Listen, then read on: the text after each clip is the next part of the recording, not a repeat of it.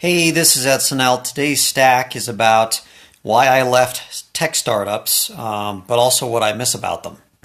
My record in tech startups is okay. I sold one and two others didn't do anything, so I guess 1 out of 3 is okay. But my perspective with tech is that you can have a great idea and great execution, but you can still fail. It seems like it's less about the fundamentals and more about market perception about your industry or category. And there's much less emphasis on fundamentals, revenue, and profits, so as a result, you have to raise money to succeed.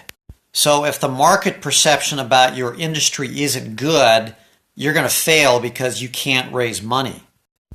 But if the market perception is positive, then you may not have good fundamentals, but you'll be able to raise money.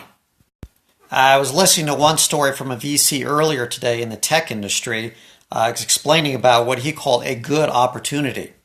His example was $2.5 million in annual revenue, valuation of $100 million. Burn rate means that in 8 months they'll run out of money. But market perception about this industry or category was good, so therefore it was probably a good opportunity to invest in. But if perception changes in the next week or month, then the company with the same fundamentals can't raise money or succeed.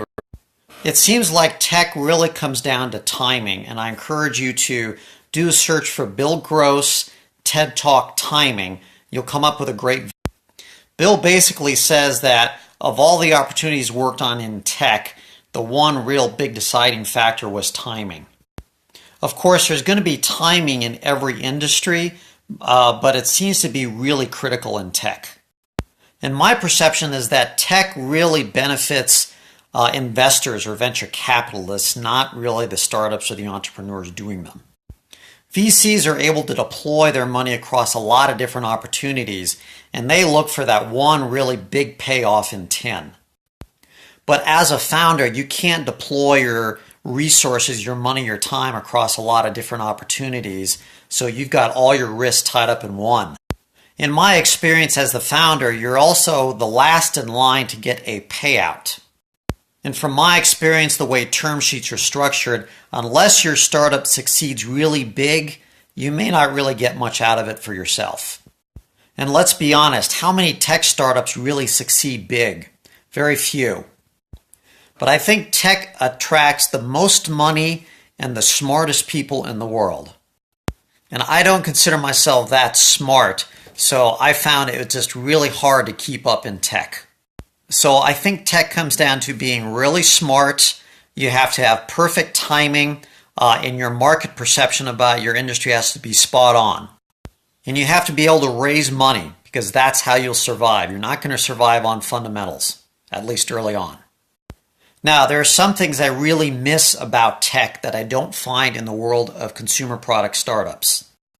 The hiring and management practices in tech are pretty progressive. There's also openness to new business models and creatively working on business. I'd say that taking risks and even failing is rewarded and celebrated in tech. At least among some of my tech startups in the past, I had a certain level of camaraderie that I really enjoyed with my team. Now, consumer products is really an old line industry. There aren't progressive hiring and management practices from what I've seen. Employees really aren't treated very well. They don't value risk-taking. They don't value past failures for what you can learn from them. There's really entrenched thinking. We're going to do it this way because that's the way it's always been done. And we do it like everyone else does it. It's also a lot harder to raise money in consumer products. If you're a real small startup in consumer products and you need a little bit of money, 5, 10, maybe 50K, that's getting easier to raise.